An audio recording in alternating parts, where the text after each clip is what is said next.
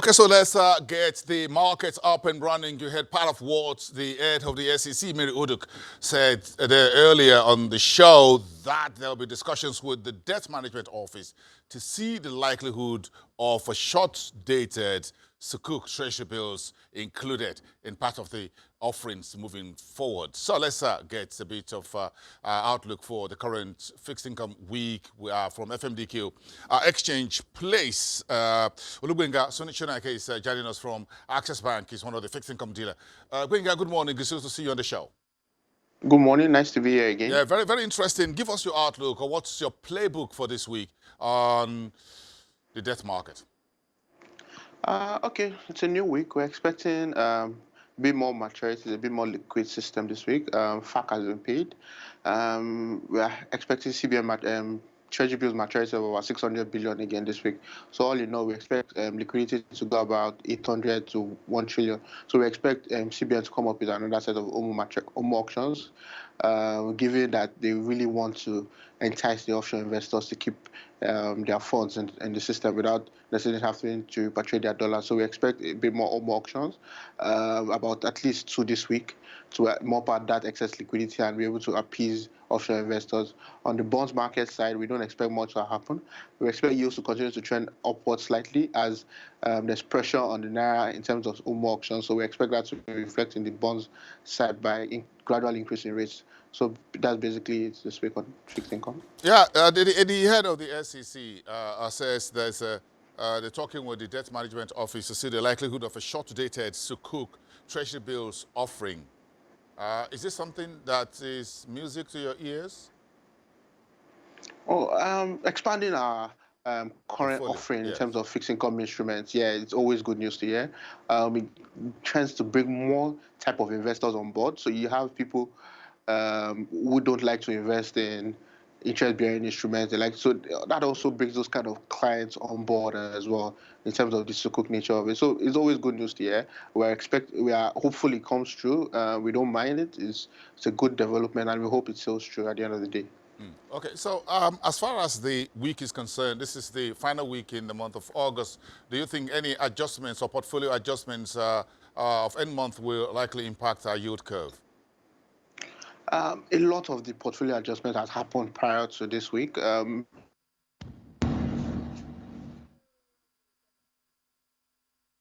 lost that a signal there from FMDQ Exchange Place. So Olugbenga Sonike, one of the fixed income dealer at Access Bank PLC. We apologize to our viewers there. We lost that. So let's bring you up to speed very quickly. The head of the Securities and Exchange Commission says at Friday's briefing at the end of the CMC second quarter meeting that this is in talk with the debt management office headed by Patience Onia to include short-dated Sukuk treasury bills in part of the primary market offering moving forward. This is part of diversifying the portfolio for local investors who are not interested in interest-bearing instruments, and this will be a new ocean for everyone. We'll see the details of that as soon as the SEC concludes with the debt management office. Part of what our discussion with Olugbenga Sonike was there earlier. Of course, this week we expect the market to be very liquid, so the central bank will be coming in through today with the FX, what you call billing, or for all commercial banks. That will come in through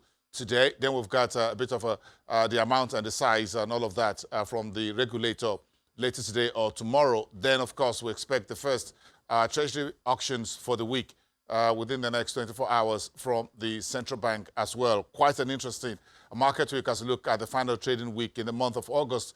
Coming off the back of the political developments with the new cabinet inauguration. The stock market finished off last week 3.07% on the composite index. The banking sector contributed more than 9% to that reading. Consumer goods added to that. Oil and gas was up almost 2% in the week we finished. So it looks like everyone was quite happy with the inauguration and putting that political development behind us. Now looking at the character of the cabinet and what the cabinet will achieve moving forward. So this week will be very crucial to see what happens as we move forward. But of course, one of the stories we're expecting from this week is the earnings from the big banks, as it were. We had about 3 already in the kitty: GT Bank, Zenith, and FBN Holdings. We're looking forward to Access Bank. UBA late last week announced that the directors have passed the financial statements for the second quarter and first half of the year. Now it's left for the central bank to pass the numbers, then the release coming through the Nigerian Stock Exchange. This will be part of the stories you'll be following up for everyone in the current week. Meantime, the central bank is moving forward and explaining to everyone what is everyone's duties, roles, and responsibilities within the new increased credit lending. So the central bank 2 weeks ago released the exposure draft on consumer protection for those who are doing credit across the market street, non-bank financial institutions such as MTN, Rain Money, and the rest of them. Then late last week, the central bank also released the guidelines, or what we call the prudential guidelines to banks, microfinance banks, and other financial institutions when it comes to credit, single obligor limit, non-performing loans for MFBs, for mortgage refinancing companies, the MRCs, and the rest of them. All of that are stories that we're pushing out for everyone to understand what the threshold is now for the banks, non-bank financial institutions like mortgage banks and microfinance bank. You can see the new set limits. This is the central bank setting the what we call ring fencing the entire increased credit market before everyone gets too happy and start getting money lent or credit given beyond the threshold that is required. So this is ring fencing the credit market for the entire financial system before letting the door open. Meantime, a number of banks are already advertising what is called, what they're just asking customers to step forward to take loans for agri and other sectors. Meantime, on Friday, the regulator, the central bank financial regulator, also released the eligibility criteria and the checklist for those who want to do entrepreneurship development centers across the country. 24 sectors were mentioned, from agri to creativity to carpentry to ICTs and every other sectors in between. For those who want to engage in entrepreneurship training program, the central bank has set out the guidelines for you. Check the website and see what is in there for you.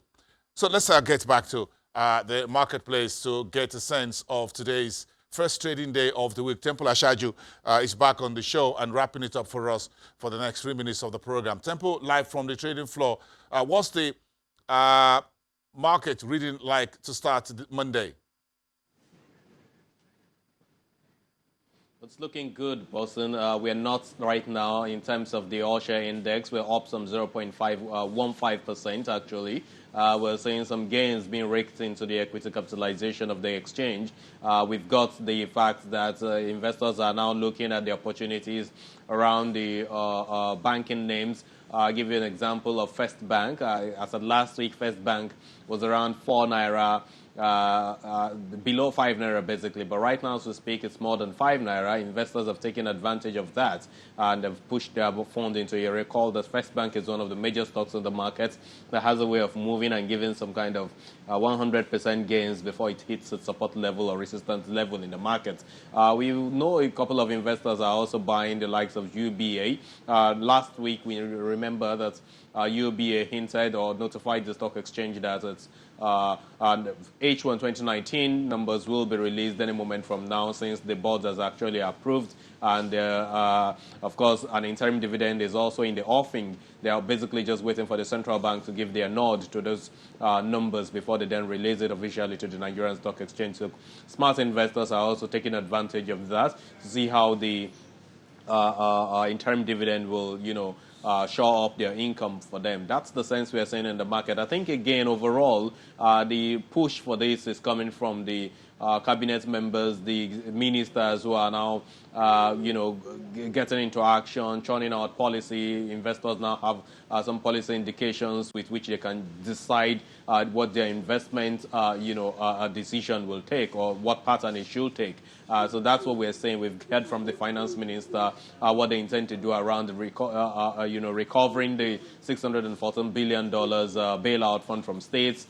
We've also seen that President Muhammadu Buhari has signed some 600 billion naira worth of intervention into the power space. And we know that there's a bit of policy direction coming from the power segments, the power sector, in terms of what investors and analysts have been calling for around the needs to have some kind of tariff, cost-reflective tariff in that space. We have the timeline now for July 2020, January 2020, when the policy will be released, and of course, implementation expected to commence around July 2020. So all of this seems to be ramping up support for the market, and investors are taking advantage of this policy direction by way of investing in equities. Bosun.